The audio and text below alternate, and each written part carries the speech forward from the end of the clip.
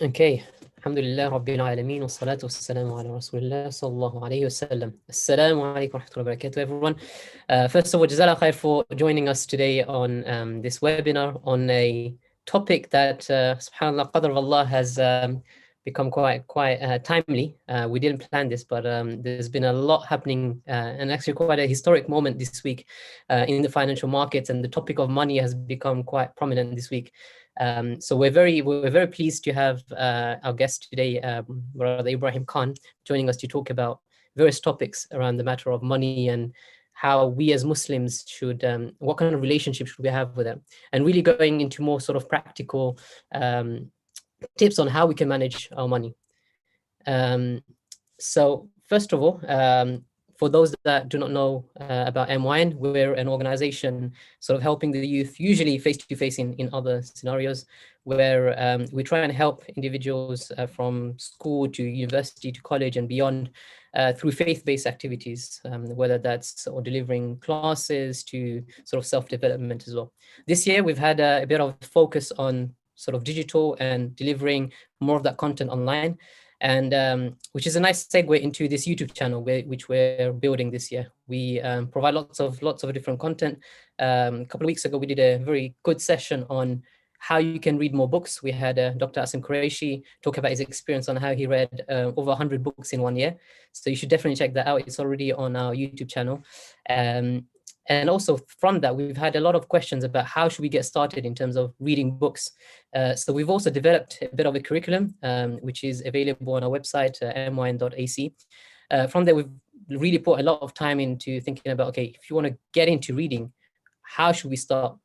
What kind of books should you read? And sort of, we've developed 3 different streams, whether you're a beginner, someone that's already reading quite a bit, or someone in the middle. And there's something for everyone there. So you should definitely check that out, inshallah.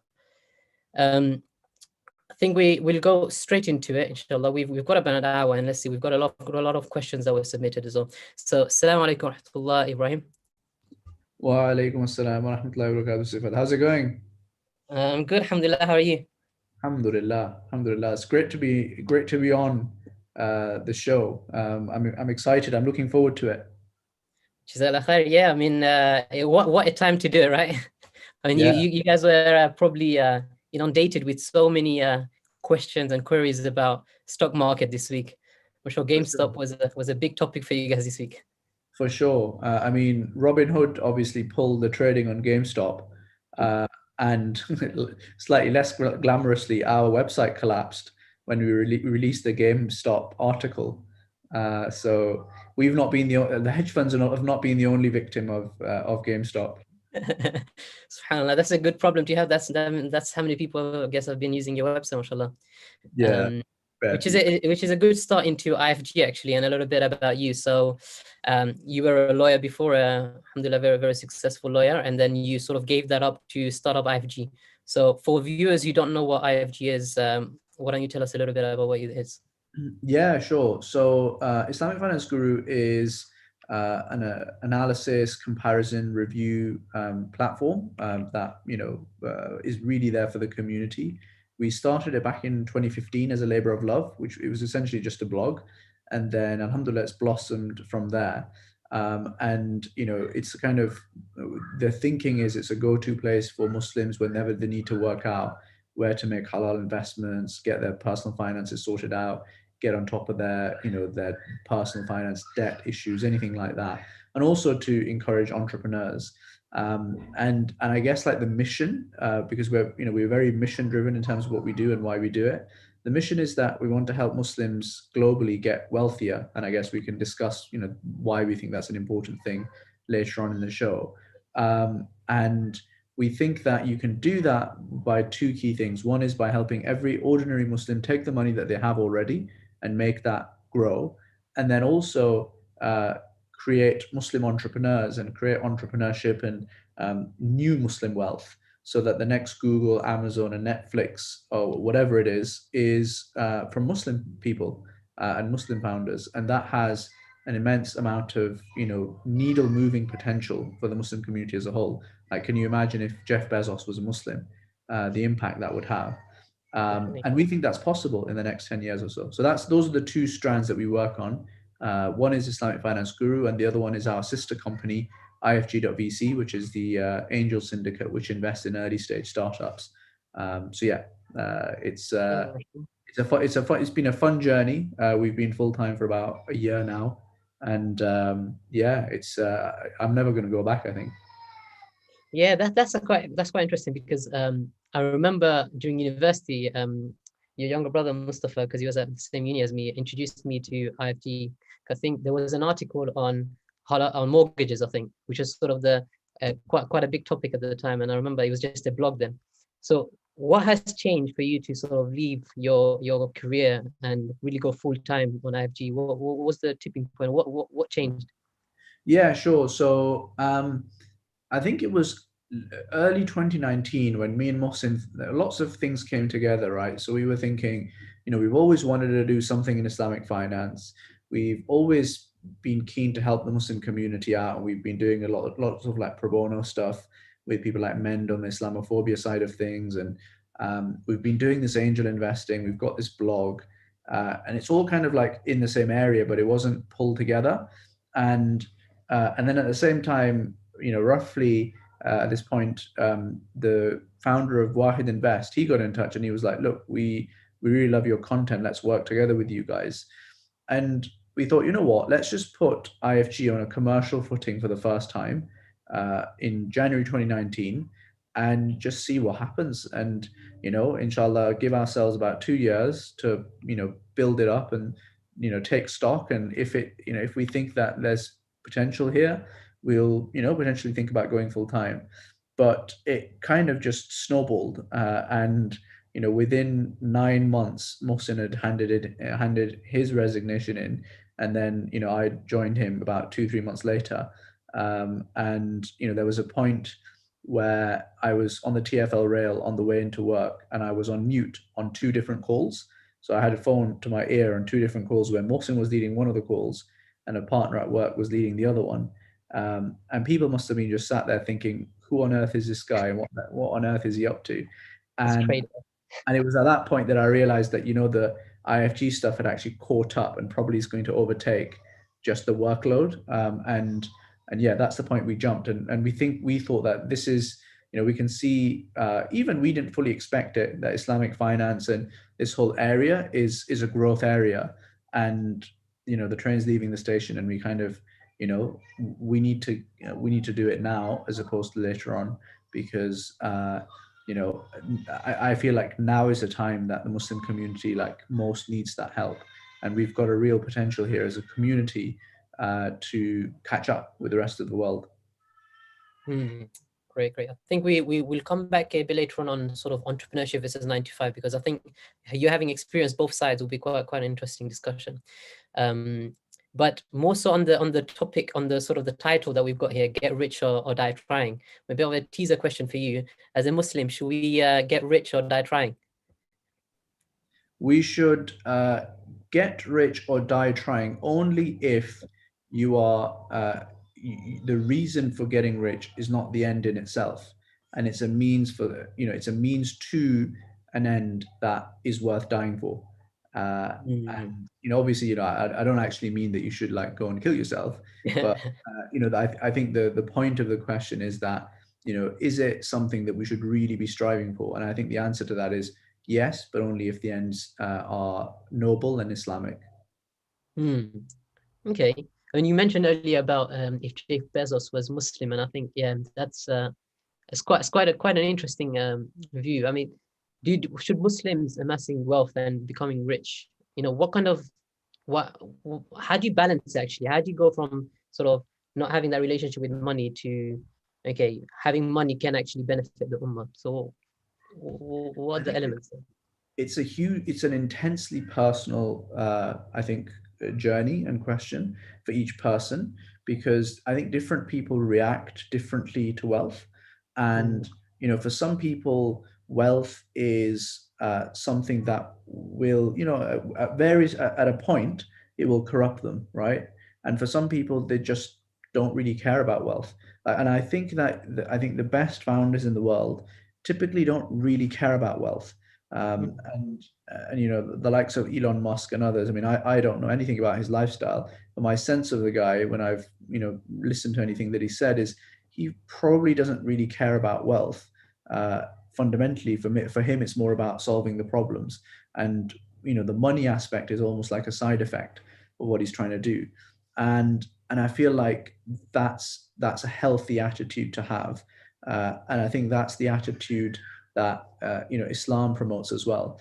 Having said that, I feel like, you know, there is a great deal of caution that we as Muslims need to take when it comes to money and wealth. And you know, the Quran is fascinating, the Hadith are fascinating, because they have both injunctions to enjoy wealth and go for wealth. And Allah subhanahu wa ta'ala, he said, you know, he says, فَقُلْتُ اسْتَغْفِرُوا رَبَّكُمْ إِنَّهُ كَانَ غَفَّارًا يُرْسِلِ السَّمَاءَ عَلَيْكُمْ مِدْرَارًا. So in Surah Nuh, if you ask for forgiveness, Allah subhanahu wa ta'ala says that He will reward you. He will send upon you rains. وَيُمْدِدْكُمْ بِأَمْوَالٍ وَبَنِينَ, and He will help you with you know, wealth and children that can help you in the farmlands. In those days, that's money, right? So Allah subhanahu wa ta'ala is saying that you ask for forgiveness, I will give you money, right? So Allah subhanahu wa ta'ala wouldn't reward you with something that is bad. And Allah subhanahu wa ta'ala, He says, you know, قُلْ مَنْ حَرَّمَ زِينَةَ اللَّهِ الَّتِي أَخْرَجَ لِعِبَادِهِ وَالطَّيِّبَاتِ مِنَ الرِّزْقِ. Say, who has forbidden the zina of Allah subhanahu wa ta'ala, that Allah subhanahu wa ta'ala has brought forth for His servants, and the good things from the rizq. So Allah subhanahu wa ta'ala, he encourages all of these things as well. But then also there are hadith that say that, you know, that that wealth and children are just a zina of this world, and the real thing is the akhirah. So you've got these two almost, you know, juxtapositions going on contrast or contradictions, someone might say. But I think the best way to understand that is actually by thinking about you know, other contrasts in the Quran and the Sunnah. So things like you know, how women are discussed, or how children are discussed in the Quran and in the Hadith, and how Prophet ﷺ, he talks about how, you know, the biggest fitna for this ummah are women, and he talks about how you know, the women are in the Quran. It talks about how they are you know, they are part of the, you know, the zina of this world, the part of the adornment of this world. But they're not, but it's not lasting. And then at the same time, the Quran and the Hadith, you know, the overall impression you get from this is not that women are bad or children are bad. Like, that's not the impression you should get, and that's certainly not the ruling, right? And the reason is because it's your attitude towards the other gender and the other and your children that makes the difference between if it's good for you or if it's bad for you. And I think it's the same thing with wealth. So that's, I think, the best way to understand these sometimes, you know, what can be quite confusing and possibly contrasting messages. Okay, that contrast I hadn't considered before. That's actually, subhanAllah, it's quite eye-opening. Do you think then, so it comes down to, I guess, your intention. So if you, whatever you're doing, sort of, if you're, you know, trying to get wealth out of it, whether that's a 9 to 5 job or whether that's entrepreneurship, sort of what are you trying to do with the money, and that intention is sort of important. So does that mean that, you know, trying to get rich in itself, that can be an act of ibadah? For sure. I actually think that it needs an intense level of introspection and a realistic understanding of who you are as a person. And I think some people are good at that and others are not so good. And you know, I would broadly categorize the world into two different groups. One is the righteous, you know, entrepreneur. And by the way, I've written a long white paper article on this called "Is It Wrong to Be Rich in Islam?" Which you should check out. And you know, that goes into all this stuff in a lot more detail. But I guess high level, I mean, I've completely forgotten what we were talking about now. So can wealth be an act of ibadah? Yeah, exactly. So And so you yeah, said there's two types of people in the world. yeah, so there's two types of people in the world. One is the righteous entrepreneur, and the other one is the righteous worker, right? And, Mm. and neither of the two is better than the other. But not everyone is cut out to be a righteous worker, and not everyone is cut out to be a righteous entrepreneur. And I feel like you know, you can probably earn a lot of wealth either way, But with the entrepreneur, the likelihood is that you will be really gunning for the wealth, because with a worker, you're going to get a fixed salary, and that's kind of it, right? You'll obviously go up in your salary over the years, but your goal is career progression as opposed to just pure cash. Whereas if you're an entrepreneur, the metric, or the measuring stick that you use in business is money, right? So you will be much more focused on that. And I think, if you are a righteous entrepreneur, you need to have certain qualities. It needs to be clear why you're actually looking to make this money. You need to be emotionally distant from wealth. You need to be able to control that side of things. You need to be able to take the emotion out of this whole discussion around money. You shouldn't be doing it for the fame or the pleasures of life that might come because of the wealth. And then on the righteous entrepreneur side of things, sorry, the righteous worker side of things, again, your purpose in life is no longer just purely about money and about trying to become rich. There's a whole load of other things there, and I guess what I'm getting at here is, why do we care about money in the first place as Muslims? For me, it's always been about the Muslim community. The Muslim community is 20% poorer than the rest of the world, at least. And if you look at the top 100 publicly listed companies, only one of them is Muslim, and that's Aramco. And that's because of oil and gas. It's not necessarily because of any thing they've done. And then if you look at the top 200 companies, there's another one that's Muslim, and that's Sabic, and that's an offshoot of Aramco, which is their gas division. So and Muslims are 25% of the world's population, so we should be at least 25% of that 100 list, and yet we're nowhere to be seen. And that has a material impact on our power and influence and voice in the world, in the world discourse. So like, what are we doing right now? We're on Zoom, right? We've probably got a Samsung or Apple phone. I'm using a laptop, Microsoft laptop, and we've conversed on WhatsApp. I mean, these are Facebook, Amazon, Microsoft. These are all probably run on AWS, right? The Amazon infrastructure. So these are the guys that control the world, and these are the guys that can pull the president of the United States, Twitter, if they want to. These are the guys that, if they want to, they can stop trading, right? Yeah. These are the guys, if they want to, they can create new money. I mean, these are things that have actually happened in the last 6 months, and Muslims are just nowhere to be seen here. So when you start thinking about it from that perspective, you realize that whilst we sometimes as Muslims, we get involved in this, in these deep discussions where we're thinking, oh, is it good to be rich or wrong? And yet the rest of the world has streaked ahead over the last 20, 30 years. In particular, but over the last few decades, and we're nowhere to be seen. And I think that the other, I guess, because I could talk about this probably for a long time, but the other key element to think about in this whole discussion is also, like, what do you do with that wealth?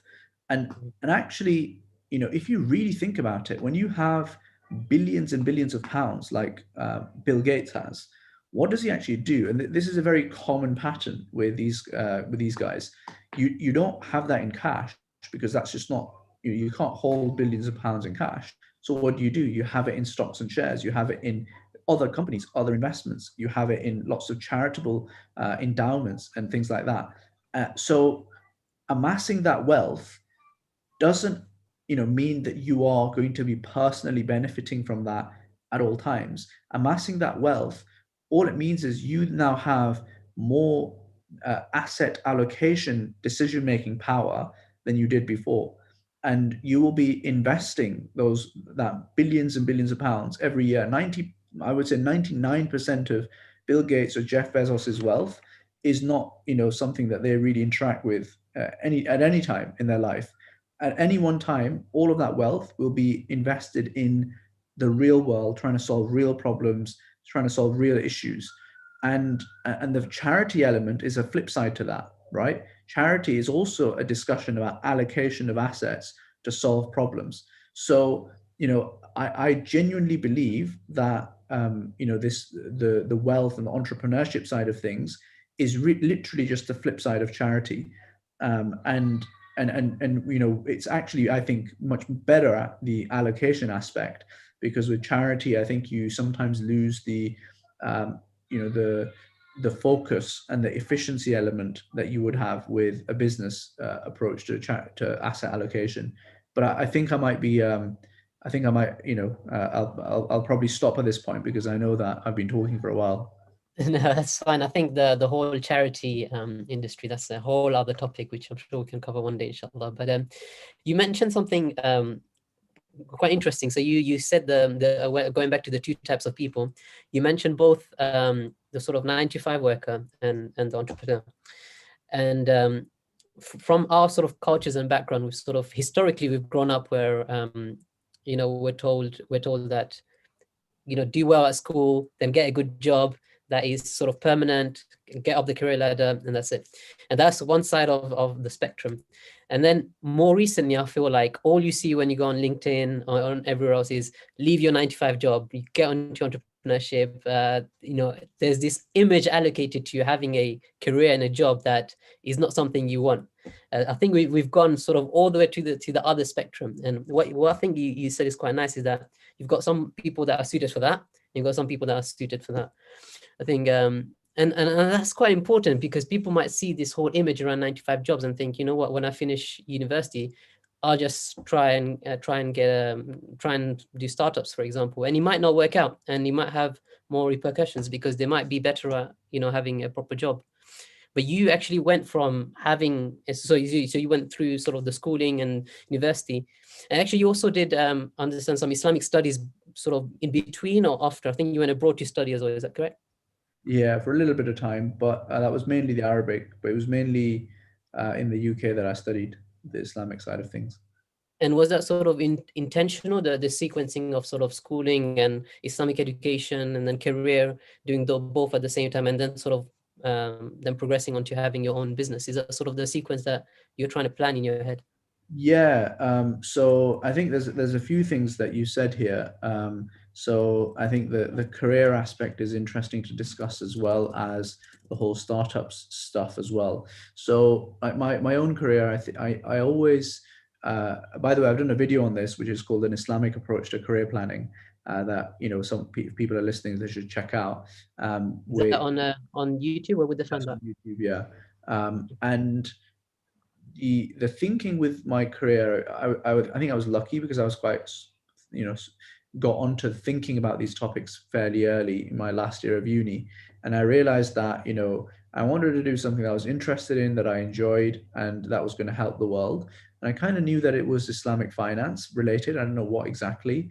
And I worked out that in Islamic finance, you need to have the commercial, you need to have traditional Islamic, and then you need to have mainstream Islamic qualifications as well, and also just a bit of experience as well.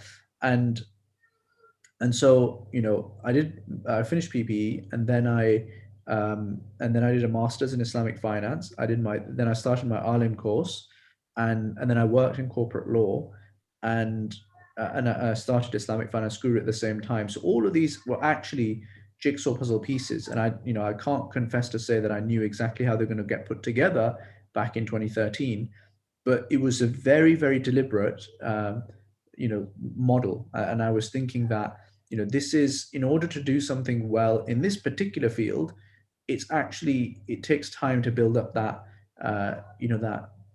that competency and that defensibility, if you want to use like a startup word.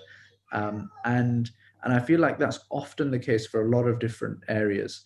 Where if you are genuinely going to add value and do something that's complicated and as different and the world doesn't really have, it actually takes, it takes you time to do it, and it takes you time to do the hard things to get there. So that's what, I guess the way I approach my own personal career. In terms of the whole startup, I think you make a valid point that lots of people are getting into this whole entrepreneurship vibe. The first thing to say is that, you sometimes you don't really know until you try it. And I'm actually all for people giving it a go, particularly during uni or like a year after uni. You know, give it a bash. You've got very low risk, because if it all goes to pot, then you know you've got no obligations at this point, and you can always go into a career afterwards.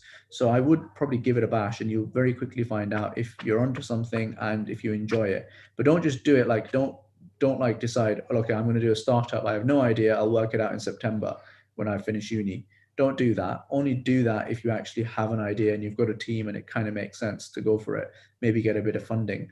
But on the other hand, it isn't it isn't a better option to be an entrepreneur.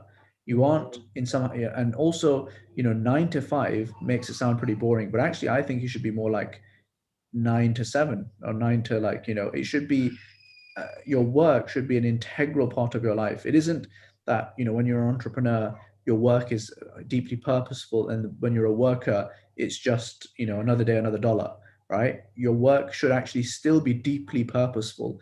You can be a Google software engineer, or you can be a surveyor, or you can be a builder or electrician or a dentist or a doctor.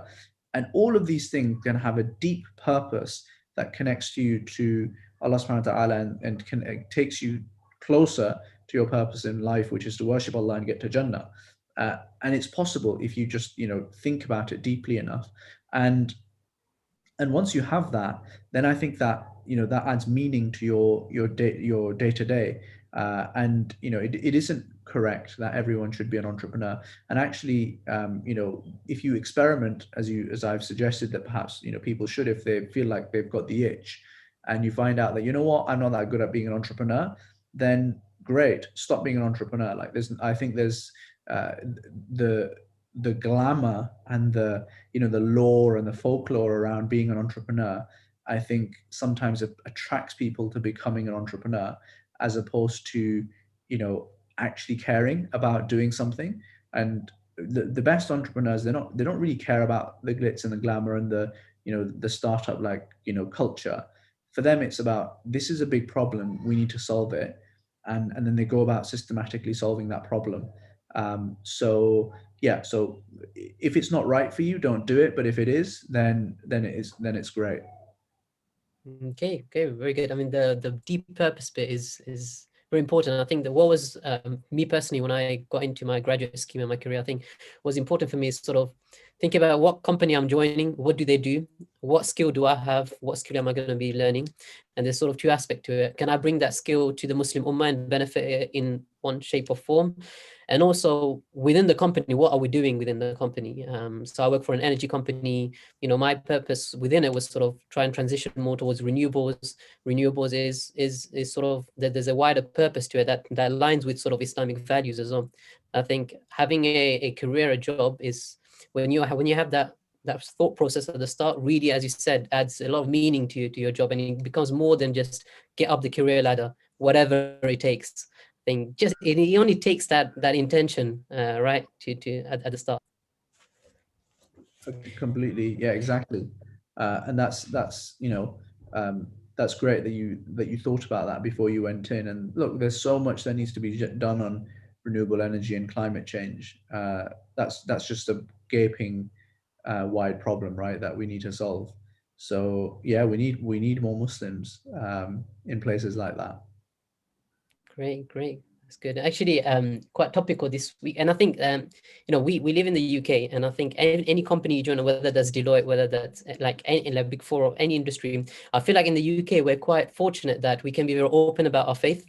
And it's something that I encourage anyone watching as well who are in university, for example, getting into graduate jobs. Then one thing you should try and avoid is sort of hide your faith. I think in the UK, what I've seen is you can be open with your faith, and you're actually quite respected for it. Me this week, for example, when the whole financial market thing happened, my manager is actually quite big on stocks and stuff, and we'll often have discussions about it. So I was like, oh man, this is going crazy, isn't it? And he's like, yeah, don't invest, stay away from GameStop. I was like, don't worry about it. Islamically, it's haram anyway. So I mean, it's all speculation, and my faith is against speculation anyway.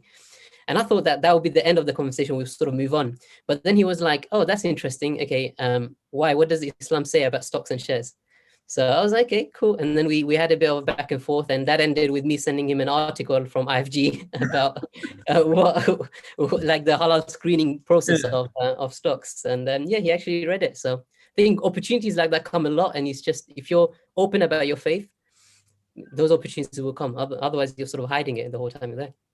Yeah, completely agree. Completely agree. And also, I think the other issue here is that, you know, people sometimes fall into these corporate careers and these professional careers because they don't really know what else to do, and they just think, oh well, you know, these guys are paying me decent money. It seems quite prestigious, and there seems to be a bit of a career path. It seems quite clear what happens next. So let's just do that, and it allows me to just continue onto this from one conveyor belt onto another, you know, quite nice looking conveyor belt, and we'll just see where it gets to. But the problem is that if you don't have any purpose behind it, then you're going to get to 35, you're going to be bald, probably unmarried still, very rich, but probably also depressed. And you'll be thinking, hang on a minute, what have I actually done with my life? And we regularly get approached by people in precisely those kind of situations. And and you know, you don't want to be in that situation if you can avoid it. And the way to avoid it is to start thinking deeply right now, uh, you know, what the purpose of your life is. And that, by the way, that doesn't mean to say that, you know, what I'm saying is don't become someone who works in the corporate sector. I'm not saying that at all. What I'm saying is do it with a purpose. And counterintuitively, that will actually make you better in your career than otherwise, because Oh, you know, if you've got like a level 3 goal, then you know, you're always going to be kind of pushing towards something, towards getting something out of your place and your position that others aren't. So like, to give a practical example of that, when I was working as a lawyer, I was constantly thinking, okay, how can I, you know, learn? And I wanted to go into Islamic funds, I realized. So I was constantly like networking and thinking and learning about this whole area and doing things in this area, and that kept on, you know, pushing me to do things that others weren't doing, which then obviously makes you, you know, stand out. But I only had that because I had this like level 3 goal. And you know, I didn't, like, you know, when by the time you get to level 3 and you're level 1 right now, you may have ended up, you know, here instead of here, but the point is you're still level 3. And it's, you have a momentum because of that higher objective that you set yourself. And so in your career as a whole, if you go in with that mentality from the early doors, you get two benefits. One is your career does better, but then the other one is that you feel much more at peace and you kind of know what you're actually doing there. You actually know yeah. what your purpose is. Yeah, yeah, and making your work sort of to make your work an ibadah is so important. It's true because you're spending, you know, most of your life in your job. So if that's not going to be a source of, if that's not going to be ibadah, then you know, what are you doing? That's very important. SubhanAllah. I think we should go a bit more into sort of practical things now. So we've got some viewers who are maybe in university right now, and we've got some viewers who are just starting their careers, or so, or beyond that. So these three stages, what kind of advice would you give them in terms of what they can do with their money, like practically? For example, someone at university, I mean, we can recall a time at university when we maybe had some disposable income, and that probably just sat in our bank account. I know it did for me, for example. But looking back at it, there's a few things we could have done with it. So I'm keen to hear from you. You know, what sort of practical things would you advise there? Interesting thoughts. So I'd probably put them into two broad brackets. One is that for most people, you know, that money is probably going to be money that you need to use for your student, you know, expenses or your student fees and what have you. So you probably don't want to lock that away into anything that's particularly illiquid and hard to get hold of.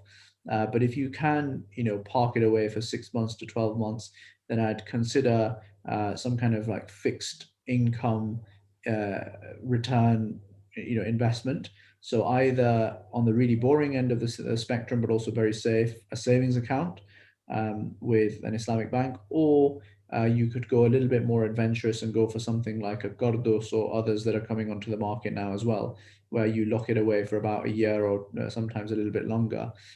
So those would be the thoughts I practically have, and you can get double digit yields on these things as well. So that's decent.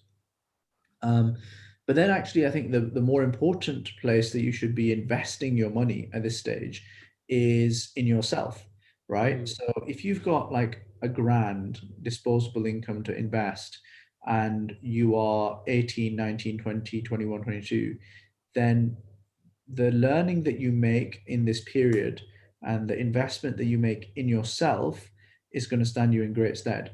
And the best way to learn is dabble a little bit, put a few £100 here, £100 there, and just learn the ropes by actually doing it practically. That's the best way to learn. And that is much better that you make some losses or make a few winnings at this stage than if you do it for the first time when you're 32 and you've got to sort your mortgage out and you've got kids, and it's much more serious at that point, so you can't afford to make losses at that point. So make sure that you invest in yourself and your investment education early on. And there's obviously IFG for the resources side of things, but also practical experience, I think, is the best way to learn. So invest in yourself and experiment a bit, because you've got nothing to lose. Hmm. I think what I found quite useful when I started earning a regular income is sort of creating sort of like fractions about how to use that money. So when it comes into the bank account, sort of what is the amount I need to sort of survive this month to pay off things, then what kind of percentage I can dedicate to maybe stocks and shares, for example, and also what percentage can I dedicate to, like you said, investing in myself, whether that's courses and things like that, or whether that's side hustles, or like you said, you were thinking about IFG and things like that even before whilst you were at uni, and also before when you were in your career. I think that's good advice, because if you can try those things out whilst you have some sort of regular income coming in, then you've sort of mitigated the risk there. Um, but more so because stocks and shares is such a big thing recently, and I think you on YouTube you released a bit of a video on how you made a great return for, was it your grandma or was it your Mother-in-law. your mother-in-law? That's it. Yeah, yeah. So stocks and shares, we've had a lot of questions about, is it halal, and for someone that's never dabbled in that before, how do we start? How does one start? So stocks and shares are like high level. You're just buying shares in a company, and that's understood as, broadly speaking, permissible by most scholars. And when you actually are investing in a company that's publicly listed, then you'll have access to a whole range of data that they release. And there's broadly two criteria that you want to look at. One is just like qualitatively, and the other one is quantitative. So qualitatively, are you investing in an alcohol company? Obviously, that's problematic, right? Um, and then you get the quantitative side of things, and there's a few tests that I won't run through, but it's linked to how much debt the company has, and you need to make sure that it has a lower level of debt than other companies, etc. And that's because Islam doesn't like interest-bearing debt, and the scholars have allowed a bit of leniency in terms of the percentage of haram income or the percentage of debt that a company can have, just so that Muslims are allowed to invest anything, right? Because otherwise Muslims just wouldn't be able to invest in stocks and shares, and that would mean that Muslims wouldn't be able to have pensions or most investments. So that's where that ruling comes from. But yeah, high level, it's pretty much permissible as long as you do the screening. And there's three ways that you can access stocks and shares. One is by investing in DIY, opening a broker account, investing in individual funds, your individual stocks and shares yourself that you've researched. This is pretty like intensive stuff and nothing to be dabbled with unless you're really committed to learning about this stuff long term. The second approach is a bit more, a little bit less, hands-on. So instead of buying individual stocks and shares, you buy funds, Islamic funds, which are well diversified. And then there's a third approach as well, which is even more hands off, which is you set up with a robo advisor, someone like Wahid Invest, or there's others now as well globally in the Islamic space, and you just give them your money and choose like a risk profile that you want to go for, and then they'll just invest all that money for you in the relevant funds, and they'll manage that, and they'll balance between the funds and stuff on an ongoing basis. So those are the, broadly speaking, the three ways that you can get yourself into stocks and shares. Mm. And for the first two you mentioned, so for the first one, doing it yourself, any particular broker you sort of recommend? So I personally use right now, I use Digiro and AJ Bell, but there's a whole range of them that are pretty good. Heard generally good things about Trading 212, particularly the ISA account. Stay away from their just mainstream account or their CFD accounts because for technical reasons they're not permissible. But and you've got Free Trade, which is also another broker. You've got IG, you've got Hargreaves Lansdown, you've got AJ Bell. There's a range of them out there now. And inshallah, we'll be releasing a broker comparison article and review in the coming week or so, inshallah. So watch out for that. Great, great, great. And there's loads of articles I've seen on your on IFG actually about how to screen stocks, and you have a course as well, right?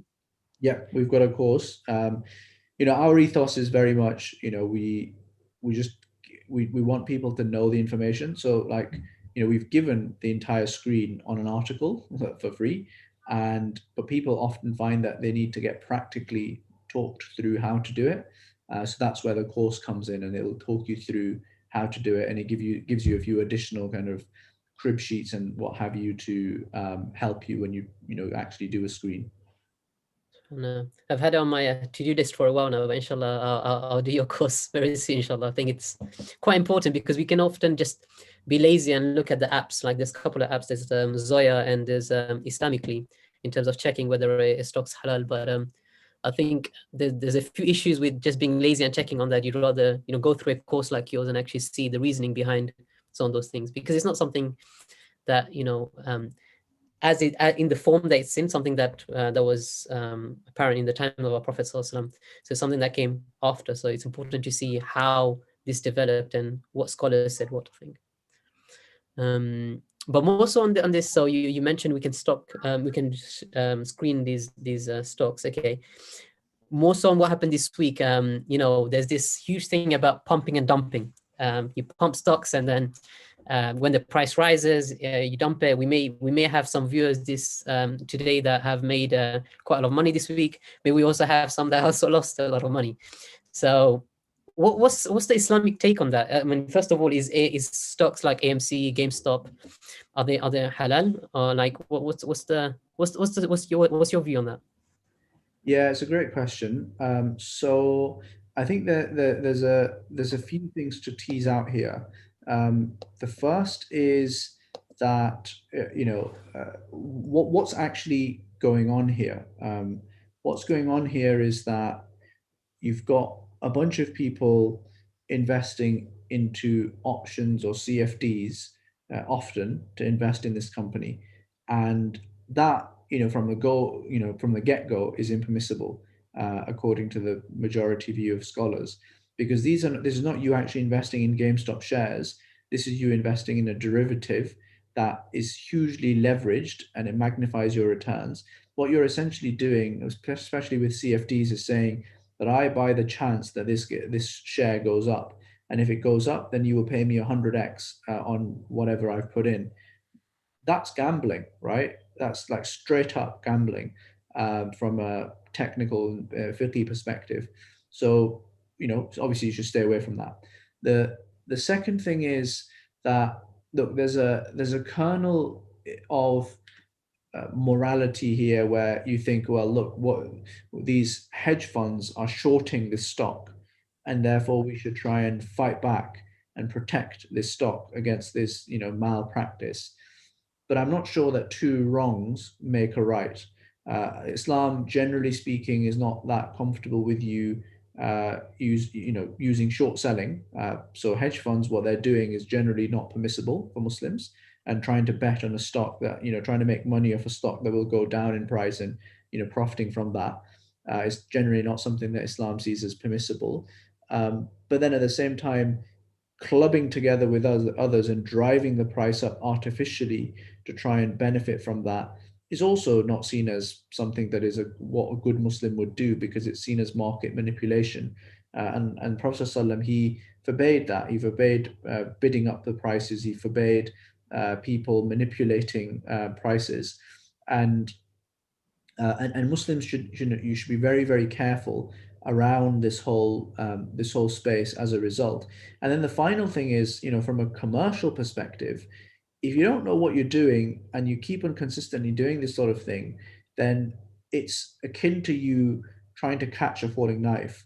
Sooner or later, you're going to get hurt, and you're going to get hurt very badly, because this is not, you're playing with your own money, and this is not something that is sustainable long term unless you are a very, very experienced trader. And even then, most likely you're going to make a whole ton of losses as well, every so often. So high level, I'd say, generally, like I'm not. This is not a fatwa. It's not me saying you should buy or not buy GameStop and other shares in this situation, but you should, where it looks like this is just hype and market manipulation going on, and people, jumping on the bandwagon. uh, I'd just be very careful, because to me that very much seems contrary to the spirit of that hadith. Okay, okay. And seems like there's going to be sort of, this is going to carry on into next week as well. Seems like. Did you guys even did you guys have a look at the company itself, for example, GameStop, in terms of going through the screening process? I don't think you would even pass that, would it? Yeah, it's a good question. I actually didn't, but I mean, I didn't write the article. Mm. I think perhaps Mohsin might have, and I think some people did actually raise that. I don't think it's actually permissible from a, just a Sharia screening perspective, and that may well be right, given that it is a bricks and mortar store. So I suspect it has some debt, and given that, it's dealing in, probably, dealing in a percentage of, income that might be impermissible. But I have not done the test, so hard for me to judge on that. Fair enough. And if there's anyone watching today that sort of made money this week and sort of now has listened to this conversation and decides, okay, probably wasn't right to do that, or maybe has invested in stocks that wasn't halal, what would you suggest they do with that, with their winnings, for example? Yeah, if they have made money from options or CFDs, then I think it's pretty clear that, that's not necessarily seen as permissible. So I would probably give away those profits and just keep the principal. If you've made money from the shares, then I think it's a little bit more of a gray area. Like, if you are comfortable with GameStop being a Sharia compliant stock, and you've invested in GameStop, independent of all this, activity going on, that's not haram, right? And if you made a profit from that, happy days. But the gray area comes in, and the dubiousness comes in because of all this, this absolute pandemonium that is going on around this, and the intentions of people, etc. So, it's very hard for me to be able to, give you a definitive answer on that. If I think there is a technical, clear legal argument from a fiqh perspective to say that this is money that you can keep, but you might, you might want to look into your own intentions in terms of how and why you did this. And if you're happy with that, then, so be it. But I think this is much more of a taqwa thing as opposed to a fiqh thing. Yeah, you're right. I think, yeah, at some point it does feel a bit like gambling. You're right. And in your fitra, you sort of know how it's making you feel, the whole aspect of it. But actually, we've had questions on very specific sort of instruments. And if people wanted to get a more deeper answers, is there a way they can do that through IFG? Yeah, so we've got a forum, forum.islamicfinanceguru.com. We've got a whole bunch of Telegram groups as well, which are extremely active. I don't know if you've seen them. Yeah, Uh, I'm on them. so people can, get onto them. If you go onto our homepage, you'll find the link to the Telegram groups on the homepage, and also forum.islamicfinanceguru.com. If you just type that in, you'll find the forum, and there you've got two muftis who answer questions as well, Mufti Bilal and Mufti Faraz. So you can get an actual fatwa from these people who know what they're talking about. So those would be the two places that I would point them to. Great, great. Okay, that's good. I think And then you mentioned something. Yep, go for it. I was going to say that people should just also generally like subscribe to IFG, because the most of the learning doesn't really happen, in one hit. I actually think the majority of the learning happens over time, as this is, IFG and Islamic investing is less, uh, you know, kind of one meal thing, and more of a way of life, or more of a way of thinking that you learn over time, and you get into over time. So that's where I think the subscription and reading the content on an ongoing basis is helpful. Yeah, I agree, definitely. And your YouTube channel has got great content as well. Actually, I've been watching those as well.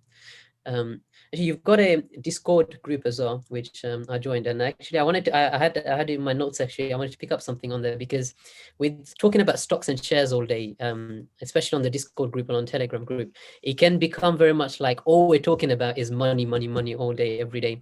And you did something quite interesting. I think it was you or Mohsin. I can't remember who did it. You suggested a halaqa to the groups there. Why did you do that? What was your Um, because I think it's important to have the Quran and Islam at the forefront of your mind regularly every week, and I think for myself, I was doing the Quran tafsir, looking at the financial verses of the Quran and going through that um, for a number of months a few years ago, where I started with IFG doing that, and then I think it was just because of various different things it stopped, and I feel like it's important to go back to that. But also, I think that the feeling that people have that you just mentioned, I think that's a correct feeling, and I think it's important for people to just reflect and readjust and recalibrate every so often. Uh, and it's one thing to create that FOMO, right? That fear of missing out, and and actually that's really helpful for many people, because most Muslims, they sit with their money in cash for many years and lose money as a result of that, because of a lack of impetus, a lack of FOMO, a lack of reason to get off the fence, right? And fil haraka baraka, right? In action there is baraka, and so that there's a real value for all of that stuff, and there's a real value to the Telegram group. But then, of course, you have to counteract the slight negative aspect as well. So that was where that came from. That's great. If people want to join that halaqa, have you guys started it? How can we do that? So I think the plan is to start it next week, inshallah. And yeah, just subscribe to the mailing list. I'll probably put out something there.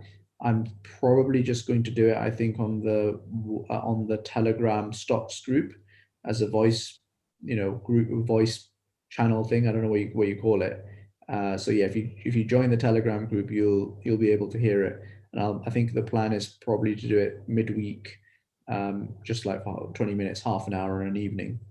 Okay, okay, good. Okay, cool. And I think the link to the Telegram is also on your website anyway, so I think they can find it there as well.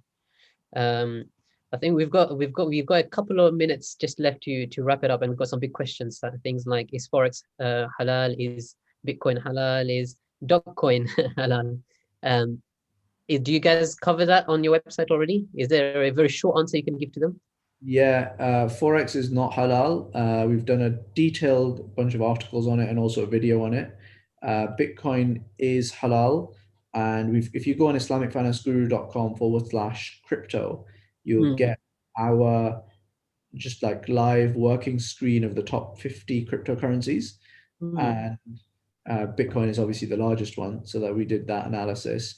And I think the dog coin, I think, is pointing to Doji coin, which is yeah. DGE coin. And actually, to be honest, from memory, I can't remember what the answer to that was. Maybe I'll try and look it up. But otherwise, go on the website and you'll find the answer there. Doji coin, here we go. Doji coin is permissible. Okay. Okay, interesting. According to my analysis, right? But it's like, let me just caveat all this. Yeah. This is not a fatwa. Yeah. This is the fact that, right now in cryptocurrency, there isn't an established Sharia standard, and people that want to get at least some kind of guidance on it. So we've been looking to invest in cryptocurrencies ourselves and have been. So we were doing this screening for ourselves. So we just made it public. So, inshallah, as in a few months' time, in a year's time, as the scholars get to a consensus on how to screen this stuff, we'll probably just align with that. But in the interim, I think this is hopefully useful. Okay. Okay. Good. Well, that covers it pretty well. I think they can find more information on the website. I think I wanted to end on this one last question. I think I sent it to you earlier today as well, which was quite thoughtful. Which is sort of I read and it actually made me ponder on it a little bit as well. About we're trying to chase time freedom. We're trying to chase financial freedom, and I think I'll read out the question to you. Too much of my time has been taken in thinking and planning to have this time freedom and possibly financial freedom. I've been trying 6 years now to have my own business. Should I give up and go back to a low paid job? I'm 54 and it's difficult to find a job right now. What would you advise this brother or sister who submitted this? It's a tough one without having any further context about the person's experience in business itself. I would suggest that, at 54, you're probably about 10, 15 years off retirement. So you want to probably have a look at how much savings you have, and trying to work out if, it might be worth just going and getting a career where you can have some savings every month, and just parking that away and building that up, hopefully for the next 10, 15 years. um, then on the other hand, if it depends on what those 6 years has looked like, and the failures, what that has looked like. If you kind of know, roughly why this has failed, and you have a clear idea of, okay, well, maybe this is, these tweaks can make this work, then, I'm not against them trying and keeping at it. But ultimately, this is a matter of knowing yourself, as opposed to, asking me. I have no idea about you, the person, but know yourself. Like, if you know that, like for me, for example, I feel like I'm much more entrepreneurial than anything else.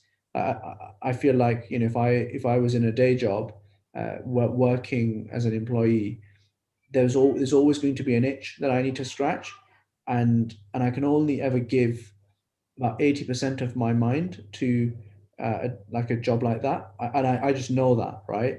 And I think that isn't true for, let's say some of my brothers perhaps, or, other people that I know. And that's perfectly fine, right? But you just need to know yourself. And once you know yourself, then just be true to yourself. Like, don't try and push yourself into a place that you're not going to be happy with. And if this person, is an entrepreneur through and through, and you're just going to have that itch, then, you might have failed, but, inshallah, maybe you succeed in the future. I think there's so many different variables that I've just talked about here, that, it just needs information from that person, and for that person to reflect on it himself. We do have these like 10-minute drop-in sessions that you can book into if you like. So we do these 2-hour community clinics every Friday, and you can book. So if you go on our website, and I think it's on the contact us page, you can just book in. They are fairly popular, so I think that, there's three months in advance or something, the bookings. But, I'm more than happy to have a chat through with the person. That'd be good. Okay, that's a good thing to end on, actually. And to be fair, our religion is so beautiful that, if the intention was to get this time freedom and financial freedom to provide for your family, to learn the Deen, and ultimately, make it a means for you to reach Jannah, then it's rewarding. You've got the reward, whether you've been successful or failed in this dunya, and inshallah, the brother or the sister gets rewarded in the akhirah for their efforts. For sure. Um, um, okay, I think that's a good point to end on. Inshallah, I just wanted to take the last couple of minutes to thank you, Ibrahim, for joining us.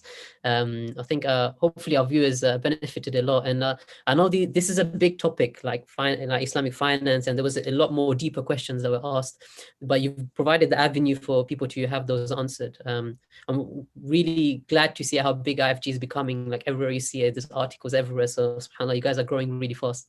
So I think it's definitely a great resource to have for our community and people to submit their questions to, and hopefully get very good answers from it. So once again, Jazakallah khair for joining us today. No, Jazakallah khair. And I guess, I mean, on this point about IFG growing fast and, heading in the right direction, honestly, two things. One is that this is a community thing. Like, we are just vessels for this activity and for this mission to take place, right? So, join us, right? This is not about me or Mohsin or the team. This is about all of us doing this, and we can't succeed if we're the only people who are thinking about this stuff. This actually needs a group effort. And the second thing is that we as a Muslim community are miles and miles and miles off where we need to be. And we as a organization, Islamic Finance Guru, we are therefore miles and miles off where we need to be, right? And it just boggles the mind for me to think about how much we need to do as a Muslim community to catch up. So let's really go at it, I think, for the next 10, 15, 20 years, and really try and twiddle all these knobs that we have and just get the maximum out of ourselves in our career, in our business, in our personal lives, and just eke out all of that benefit that we can, and optimize for that optimal outcome that we can. And inshallah, we'll be much closer to where we need to be after that. Inshallah. May Allah grant IFG a lot of success and make it a means for our Ummah to reach the goals you mentioned. Ameen. So on that note, Jazakallah khair, and I say Assalamu alaikum to you, and I'll hopefully see you very soon. Inshallah. Assalamu alaikum wa rahmatullahi wa barakatuh. Assalamu alaikum.